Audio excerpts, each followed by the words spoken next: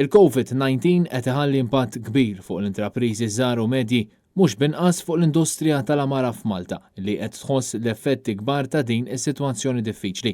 Filwaqt li l-impressjoni ġenerali hija li l-industrija għadha qed taħdem b'mod normali, Malcolm Bartolo, il-President tal-Malta Furniture Manufacturers Organisation (MFMO), assigura li dan mhux il-każ. Direttament dawk li fornuna min kellu jara il-ħanu u bad il-manifatturi per se tal-amara għana jisu prinċipalment għandna żewġ setturi li naqdu dawk kummerċjali u dawk tad-dar. Kummerċjalment għandna min kien jaqdina fil-restorant, hotel u businesses direttament fl-industrija tat-turizmu għalma nafu bess li mwifqin u għemmin għal-isma tennewna jew ma ntrux inkomplu jew naraw jiġri bad inkellmukom.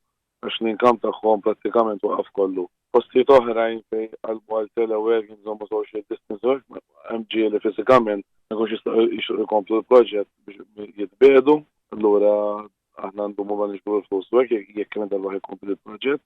Ġo għaddija għandek fejn nies il-qasat joħorġu biex jixtru.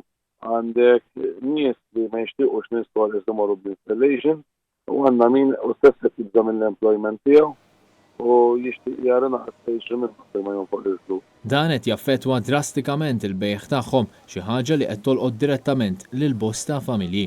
Bejn il-membri u n-nies-industrija tagħna u l-ħaddiema tagħhom nikkalkula naħseb jiena żball naħseb xi 2000 familja jew aktar. Ħafna huma n-negozji żgħar tal-familja b'medja ta' żewġ ħaddiema sa' 4 fejn is-salarji tipiċi huma ħafna ogħla mit €800 jew inqas fix-xahar li fl-aħħar jiem il-Prim Ministru ħabbar li se jagħti fit-tielet pakkett tiegħu. Dawn l-imprenditori jinsabu nkwetati għalkemm jistgħu jsostnu l-impjegati tagħhom u n-negozju nfushom. Il-ħaġa hija li l-impressjoni hija l-industrija għaddejja business as usual, meta fil-verità mhix daqstant business as usual, dik il-konsern prinċipali. Dawn il-ħaddiema qed jittamaw li aktar għajnuna tingħata mill-Gvern biex ikun ta' sostenn lill-kumpaniji bħal dawn